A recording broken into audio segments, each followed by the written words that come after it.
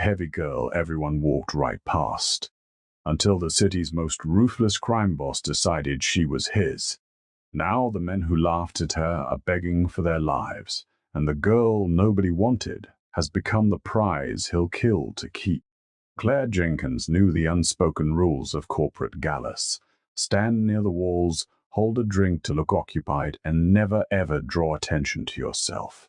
At 240 pounds, Claire was not just curvy or thick, she was undeniably, unapologetically fat.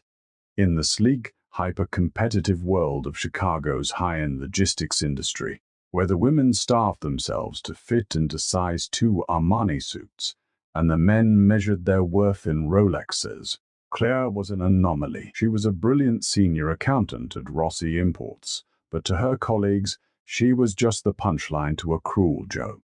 The annual holiday gala was in full swing at the historic Palmer House Hilton. The grand ballroom, with its frescoed ceiling and glittering chandeliers, felt suffocating. Claire wore a deep emerald velvet gown. She had painstakingly tailored it herself, because finding a dress off the rack that accommodated her wide hips and heavy bust without looking like a shapeless tent was impossible. For a brief moment in her apartment mirror, she had felt beautiful. That illusion shattered the moment she walked into the ballroom.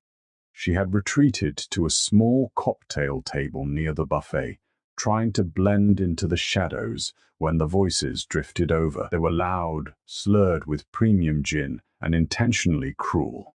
"I'm just saying, physics is physics, Jess," came the voice of Ryan Davis, a mid-level finance director whose tailored tuxedo couldn't hide his bloated ego.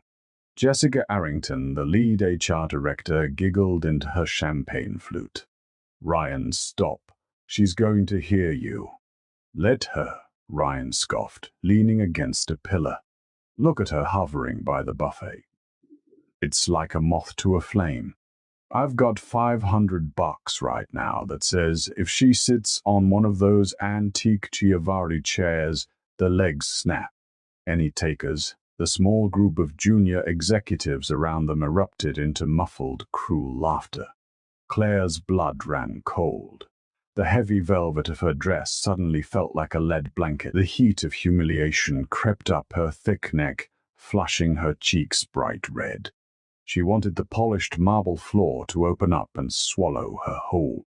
She lowered her gaze, her hands trembling so badly her drink sloshed against the rim of her glass. She wasn't going to cry. She had promised herself she wouldn't cry over these empty, shallow people anymore. "I'll take that bet." The voice cut through the laughter like a jagged piece of ice. It was low, gravelly, and carried a dangerous resonance that instantly silenced the surrounding crowd. Claire looked up. The entire room seemed to hold its breath. Stepping out from the VIP alcove was Gabriel Rossi. He was the silent owner of Rossi Imports, a man who rarely showed his face at corporate events. At 34, Gabriel was a phantom in the Chicago business world, but a god in its criminal underbelly. Rumors swirled about him like dark clouds that his logistics company was just a front for the largest organized crime syndicate in the Midwest, that he had men buried beneath the foundations of the new O'Hare terminal. He was terrifyingly handsome, with sharp, predatory features, pitch-black hair, and eyes as cold and unforgiving as slate. He wore a midnight blue bespoke tuxedo that cost more than Claire's yearly salary. Gabriel didn't look at Ryan immediately. His dark eyes locked onto Claire. He took in her flushed face, the unshed tears gleaming in her eyes, the way she instinctively tried to cross her arms to hide her heavy body. Something violent and possessive flashed in his gaze. He slowly turned his head to Ryan. The finance director had gone completely pale, his smug grin melting into an expression of absolute terror. "Mr. Rossi," Ryan stammered, his voice cracking. We were just joking around."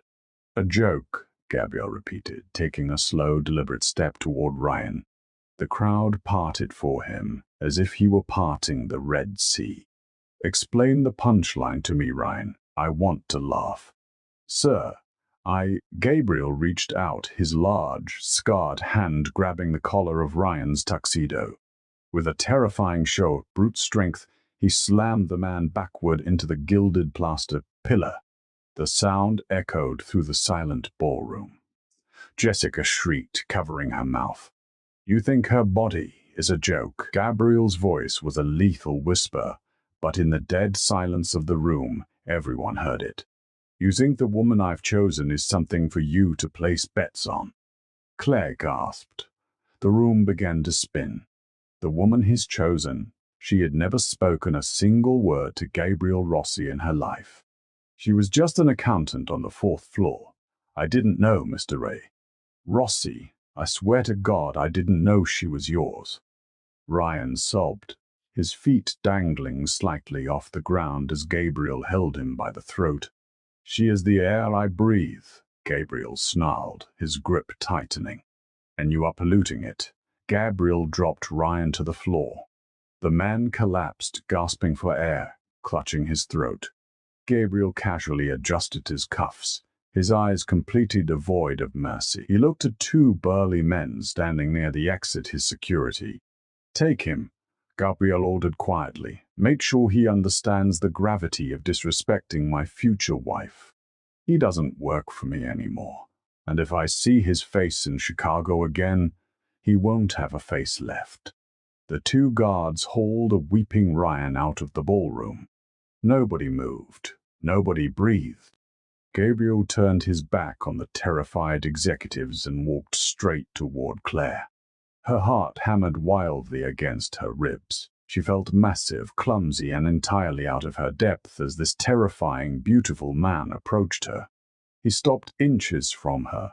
Up close, he smelled of bergamot, expensive tobacco, and pure, unfiltered danger. He looked down at her, his cold eyes suddenly softening into something that looked dangerously like worship. Green is my favorite color, he murmured, lifting a heavy, calloused hand to gently brush a stray lock of hair behind her ear. His thumb grazed her full cheek. You look like a queen, Claire. How do you know my name? She whispered, her voice trembling. I know everything about you, he replied, sliding his hand down to rest firmly on her wide waist, his long fingers pressing into her soft curves. He didn't shy away from her size. He gripped her like she was the most precious, solid thing in his world. I've been watching you for 6 months. I was waiting for the right time to introduce myself. But seeing these rats disrespect you, my patience ran out. Talk. He firmly took her hand, threading his fingers through hers. We're leaving, but my coat, I'll buy you 1,000 coats, Gabriel said, leading her toward the exit. He stopped and cast one final sweeping glare over the crowd.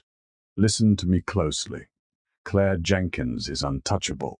If anyone looks at her with anything less than absolute reverence, I will tear this building down with you inside it. The transition into Gabriel Rossi's world was a whiplash of silk, steel, and terrifying devotion. Claire woke up the next morning in the penthouse of the St. Regis Chicago, a sprawling masterpiece of floor-to-ceiling glass overlooking Lake Michigan. She had expected to be sent home in a taxi after the gala. Instead, Gabriel had brought her here, ordered her a feast from a 5-star kitchen, and simply sat in an armchair, drinking scotch and watching her eat with a look of ravenous fascination. He hadn't touched her beyond kissing her hand. He treated her as if she were made of spun glass. Yet he looked at her thick thighs and round stomach with an unmasked primal hunger. Within 48 hours, Claire's life was unrecognizable. She didn't return to her desk on the 4th floor. Instead, Gabriel's personal assistant, a stoic woman named Maria, arrived at Claire's modest Logan Square apartment and packed her essential belongings. Mr. Rossi prefers you stay with him, Maria had said, handing Claire a black platinum credit card. He also requested that you update your wardrobe. He specifically mentioned he wants to see you in fabrics that highlight your curves, not hide them. Claire felt like a fraud. For 28 years, society had told her she took up too much space. Fashion magazines, doctors, and men like Ryan had driven the message home. Shrink. Be less. Hide. But Gabriel demanded the opposite. He wanted her to take up all the space. When she nervously tried on a custom-made crimson silk dress for him one evening, she tried to suck in her stomach. Gabriel had immediately crossed the room, his large hands resting on her hips, forcing her to relax. "Don't," he had growled, his lips pressing against the soft, bare flesh of her shoulder. "Never shrink yourself for me, Claire. I want every inch of you. You are a goddess, and I will not let you hide my religion." The romance was intoxicating, but the undercurrent of Gabriel's reality was a dark, violent river. A week after the Palmer House incident, the news broke. Ryan Davis was found brutally beaten in an alleyway near Lower Wacker Drive. Both of his legs were shattered, broken in a way that ensured he would never walk normally again. The police called it a random mugging, but Claire knew the truth. When she confronted Gabriel in his study, her hands shaking as she held up the news article on her phone, he didn't even blink. "I told him there would be consequences," Gabriel said calmly, signing a stack of shipping manifests. "Gabriel, you broke his legs over a stupid bet." Gabriel stood up, rounding the massive mahogany desk. He stepped into her personal space, caging her against the edge of the desk. He didn't look angry, he looked entirely resolute. "He bet that you would break a chair, Claire," Gabriel whispered, his thumb tracing her jawline. "So I broke him. It's simple mathematics. You need to understand something, Mia Vita. You are mine. My woman, my heart. In my world, weakness is blood in the water. If I let a peasant mock my queen, I lose respect. And without respect, we both die." Claire shivered, a conflicting mix of sheer terror and deep, twisted arousal pooling in her stomach. No one had ever fought for her. No one had ever deemed her worthy of protection, let alone bloodshed. But Gabriel's ruthless possessiveness was about to be put to the ultimate test. 2 weeks later, Gabriel had to attend a sit-down at Gibson's Bar and Steakhouse on Rush Street. It was supposed to be a peace summit with the O'Connor family, a rival Irish syndicate operating out of the South Side. Gabriel insisted Claire come with him. "They need to see you," he told her in the back of his armored Maybach. "They need to know who stands beside me." The private dining room at Gibson's was suffocatingly tense. The air smelled of charred bone-in ribeyes, expensive bourbon, and barely contained hostility. Tommy the Rat O'Connor sat across the heavy oak table. He was a greasy, gaunt man with a reputation for viciousness and a profound lack of filter. Claire sat tightly beside Gabriel, wearing a fitted black wrap dress. She felt entirely out of place among these hardened, heavily armed men. The business negotiations went smoothly at first. Territories were discussed. Percentages were agreed upon. But as the third bottle of wine was emptied, Tommy's eyes began to linger heavily on Claire. He stared openly at her heavy chest, then down to the thick curve of her hips, resting against the chair. A sleazy, drunken grin spread across his face. "I gotta say, Rossi," Tommy slurred, wiping his mouth with a linen napkin, "I heard you got yourself a new girl. I was expecting some runway model. But I see you like 'em with some serious meat on the bone." The temperature in the room plummeted. The clinking of silverware stopped. Claire froze, her stomach twisting into a painful knot. Here it was again, the inevitable punchline. Tommy let out a raspy laugh, leaning back in his chair. "Hell, with an appetite like yours, Gabriel, I guess you need a girl who knows her way around a buffet line. What is she, $1.80? 200? You got a roller and flour to find thee." Tommy didn't get to finish his sentence. Gabriel moved with a terrifying, explosive speed that defied his size. In a fraction of a second, he reached across the table, grabbed the heavy serrated steak knife from his plate, and drove it violently downward. The blade pierced straight through the back of Tommy O'Connor's right hand, pinning it completely to the solid oak table. Tommy's agonizing, blood-curdling scream echoed off the wood-paneled walls. The Irish guards jumped up, reaching into their jackets, but Gabriel's men already had their guns drawn, aiming directly at the heads of the O'Connor crew. Gabriel didn't draw a weapon. He simply stood over the table, still gripping the handle of the knife buried in Tommy's hand. Blood pooled rapidly around the pristine white china. "Look at her again," Gabriel hissed, his voice vibrating with a demonic rage, his eyes locked onto Tommy's wide, tear-filled eyes. "Speak about her again. Breathe in her direction again. And I won't take your hand, Tommy. I will cut out your tongue and feed it to the stray dogs in the alley." Tommy sobbed, his face turning a sickly gray as he stared at the knife pinning him to the wood. Okay. Jesus Christ, Rossi. I'm sorry." Gabriel twisted the knife slightly, eliciting another shriek of agony, before abruptly yanking it out. He tossed the bloody blade onto Tommy's plate. Gabriel turned to Claire. The murderous rage in his eyes vanished the second he looked at her, replaced by that terrifying, obsessive devotion. He held out his clean hand to her. "Come, my love," he said softly, completely ignoring the bleeding mob boss and the guns drawn all around them. The atmosphere here has lost its appeal. As Claire placed her trembling hand in his and let him lead her out of the restaurant, a chilling realization settled deep in her bones. Gabriel Rossi wasn't just defending her honor. He was obsessed. She was his prize, his treasure, his living idol, and he was fully prepared to burn down the entire city of Chicago to keep her on the pedestal he had built for her. The knife plunged through Tommy O'Connor's hand was a declaration of war, and within 24 hours the streets of Chicago bled. Gabriel's penthouse became an impenetrable fortress. Armed guardsmen built like freight trains in bespoke suits patrolled the gilded corridors. Claire spent her days pacing the expansive marble floors, the weight of the escalating violence pressing heavily on her chest. She had spent her entire life trying to be invisible, a wallflower apologizing for the space she occupied. Now she was the epicenter of a mob war, the singular obsession of the city's most lethal predator.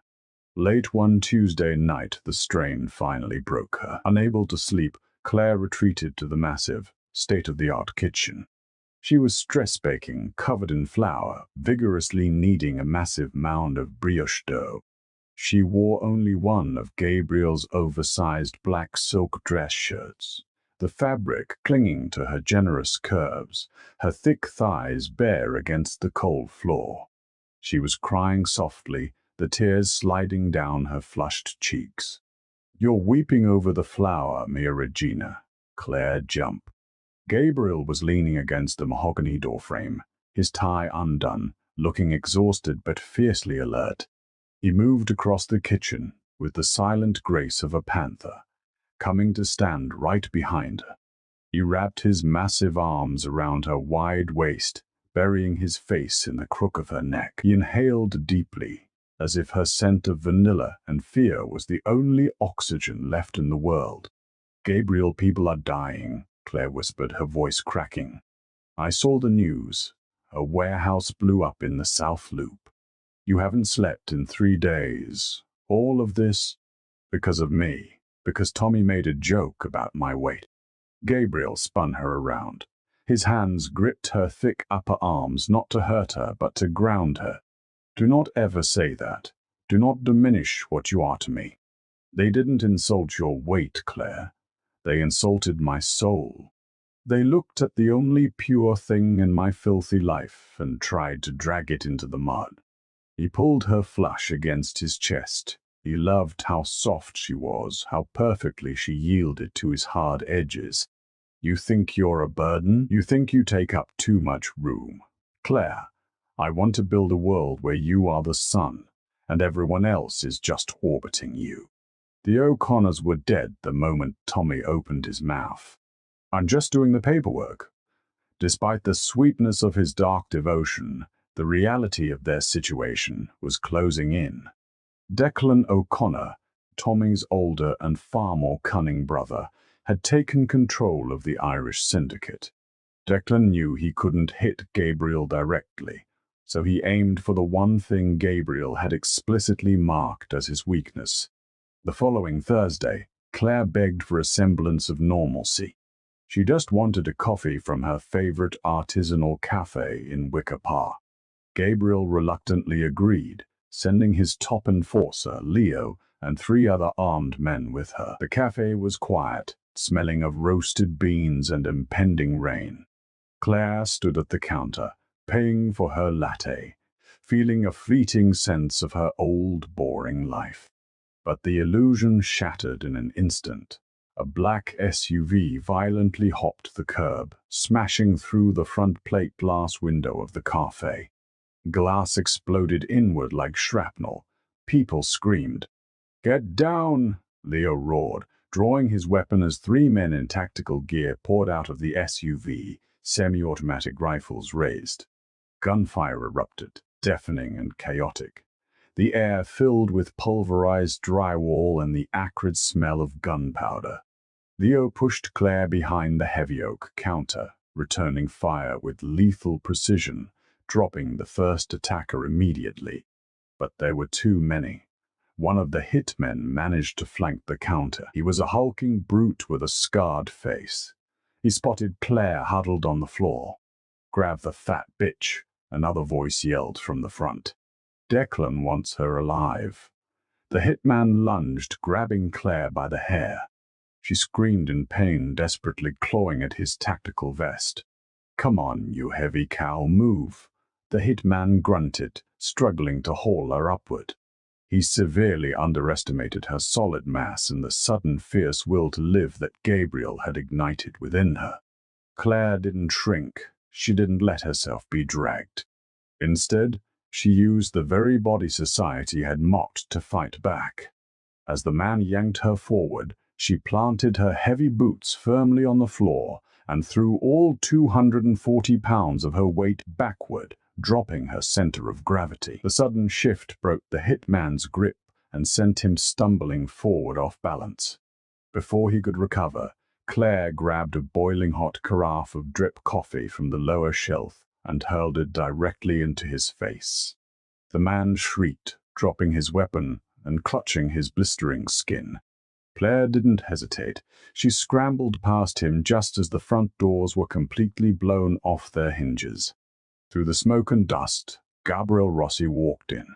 He didn't look like a CEO anymore. He looked like the devil incarnate. He held a customized Sig Sauer in one hand, his eyes scanning the carnage until they locked onto Claire.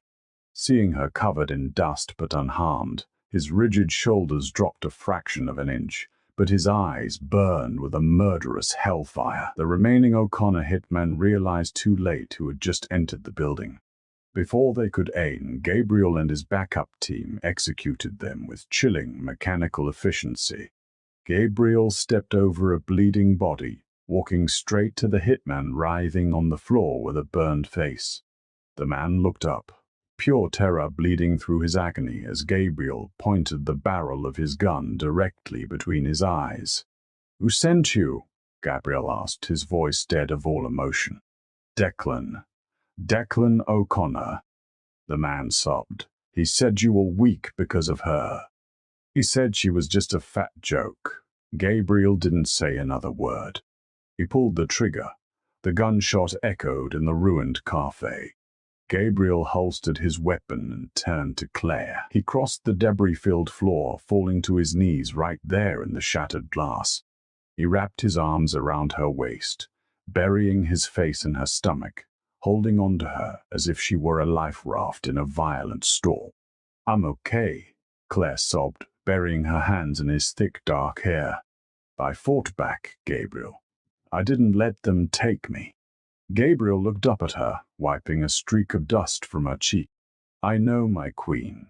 I know how strong you are. But tonight, this ends. Nobody will ever dare to look at you, speak of you, or think of you again without shivering in absolute terror." That night, Gabriel Rossi unleashed a biblical wrath upon the Chicago underworld.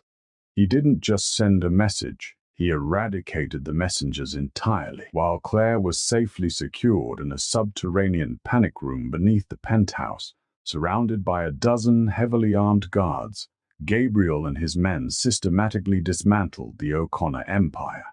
They burned their warehouses to the ground. They seized their supply lines. And finally, Gabriel personally kicked down the doors of Declan O'Connor's fortified compound in the northern suburbs.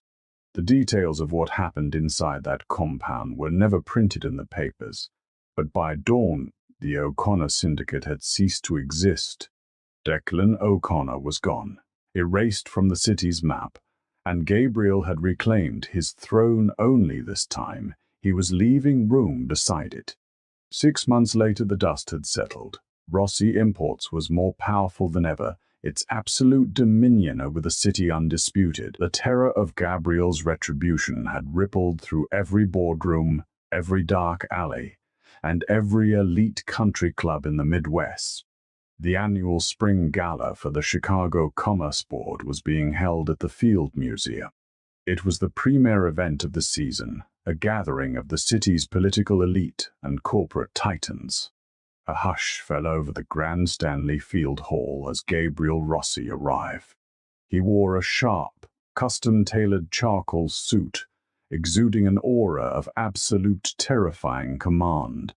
But all eyes were on the woman holding his arm, Claire Jenkins. Now Claire Rossi stepped into the light. She wasn't hiding in the shadows anymore. She wore a breathtaking, custom-designed gown of deep sapphire silk that hugged every glorious, heavy curve of her body. The bodice was encrusted with real diamonds, and a delicate diamond tiara rested in her styled hair. She looked radiant, powerful, and undeniably beautiful. The soft, insecure accountant who had tried to shrink herself into a corner was dead. The woman standing beside the city's most dangerous man was a queen who finally knew her worth. As they walked down the grand staircase, the crowd parted for them instantly. Men who used to ignore Claire now bowed their heads in deep, fearful respect. Women who used to snicker behind her back now looked at her with pure, unadulterated envy.